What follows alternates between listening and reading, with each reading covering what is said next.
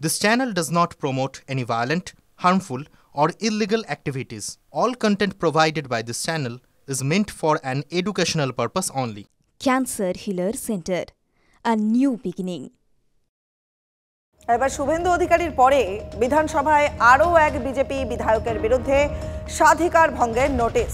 বুধবার টাকার বিনিময়ে রাজ্য সরকার স্কচ অ্যাওয়ার্ড পেয়েছে বলে অভিযোগ করেন বিজেপি বিধায়ক হিরণ চট্টোপাধ্যায়। আর এরপরেই গতকাল হিরণের বিরুদ্ধে স্বাধিকার ভঙ্গের নোটিশ আনেন চন্দ্রিমা ভট্টাচার্য।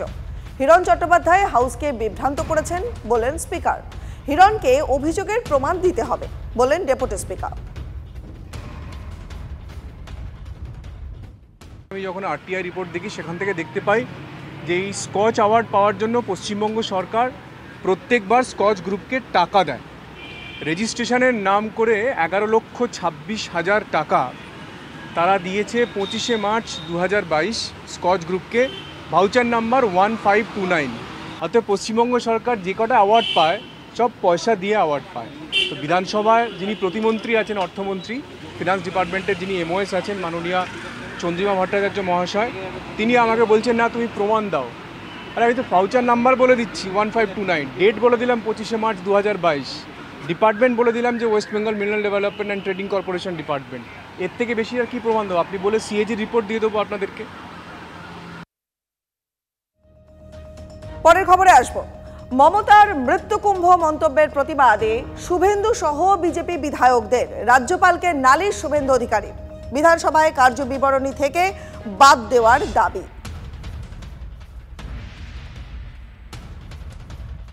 মহাকুম্ভকে মৃত্যুকুম্ভ বলে রেকর্ডে রেখে দিয়ে গেলেন। কোনো আলাপচারিতা বা রাজনৈতিক ভাষণ করতে গিয়ে এবং তার এতটুকু অনুতাপ নেই।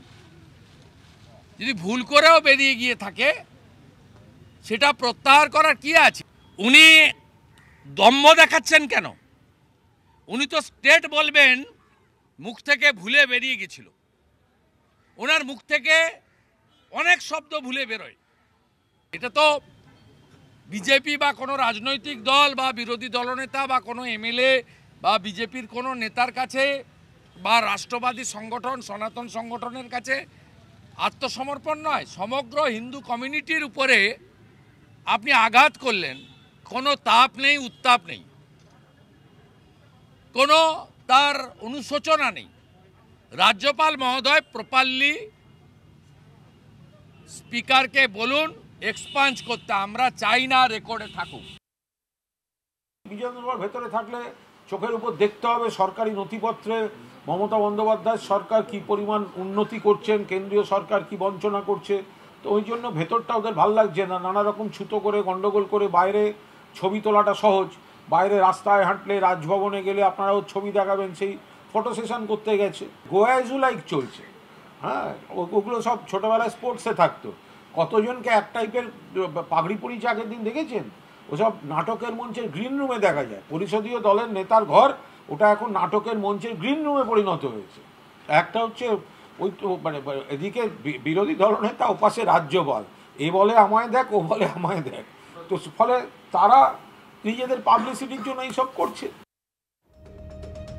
মহাকুম্ভকে মমতা বন্দ্যোপাধ্যায়ের মৃত্যুকুম্ভ মন্তব্যের প্রতিবাদে বিজেপি বিধানসভায় গাড়ি বারান্দায় বিক্ষোভের পর রাজভবনে শুভেন্দু অধিকারী। এই সামনে থেকে সরো, আপনি সামনে থেকে সরুন, সামনে থেকে সরো। গাড়িতে উঠবে, গাড়িতে উঠবে। আজকে রাজ্যপালের কাছে মুখ্যমন্ত্রীর বিরুদ্ধে ডেপুটেশনে যোগ দিন। আর এই মুহূর্তের আরো একটা গুরুত্বপূর্ণ খবরে নজর রাখবো, কারণ বর্ধমান যাওয়ার পথে দুর্ঘটনার কবলে পড়ল সৌরভ গঙ্গোপাধ্যায়ের গাড়ি। দুর্গাপুর এক্সপ্রেসওয়ে দিয়ে যাচ্ছিল সৌরভের গাড়ি। সিঙ্গুরের কাছে সৌরভের গাড়িতে আচমকা সেই গাড়িটাকে চাপতে থাকে দ্রুত গতিতে যাওয়া একটা লরি। দুর্ঘটনা থেকে বাঁচতে সৌরভের গাড়ির চালক তিনি ব্রেক কষলে পেছনে থাকা কনভয়ের গাড়িগুলো পরস্পরকে ধাক্কা মারে। বড় দুর্ঘটনার হাত থেকে বাঁচলেন সৌরভ। কনভয়ের গাড়িগুলো ক্ষতিগ্রস্ত হয়েছে। রাস্তায় বেশ কিছুক্ষণ অপেক্ষা করার পর বর্ধমানে চলে যান তিনি। সন্ধ্যের দিকে অনুষ্ঠান শেষ করে কলকাতা ফিরে এসেছেন সৌরভ। পাশাপাশি আরো একটা খবর, নিকো পার্কের সামনে প্রাক্তন মেয়র শোভন চট্টোপাধ্যায়ের গাড়িতে ধাক্কা মারার চেষ্টার অভিযোগ। পুলিশের এসকর্ট কারকে ওভারটেক করে 3 বার ধাক্কা মারার চেষ্টার অভিযোগ। শোভনের গাড়িতে ধাক্কা না লাগলেও পুলিশের এসকর্ট গাড়িতে ধাক্কা লাগে। রাস্তাতেই গাড়ি আটকে আরোহীদের জিজ্ঞাসাবাদ করেন পুলিশ। এই গাড়িটা এসে মানে যেভাবে আমাদের চেস করে বারবার করে দিচ্ছিল, ডিস্টার্ব করছিল, তখন আমাদের স্কট দেখতে পেয়েছে, স্কট গিয়ে আমাদের কভার করেছে, তখন স্কটকে করেছে।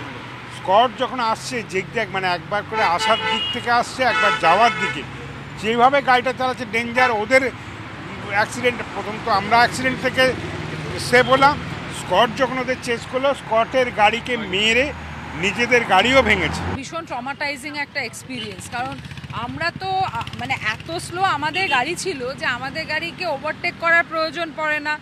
হঠাৎ করে অন্ধকার থেকে তীর গতিতে এগিয়ে এসে একবার নয়, দুবার নয়, 3-3বার চেপে দেওয়ার চেষ্টা করছে। পেছন থেকে পুলিশরা রিকোয়েস্ট করছে, যারে কি করছেন গাড়ি কেন করছেন।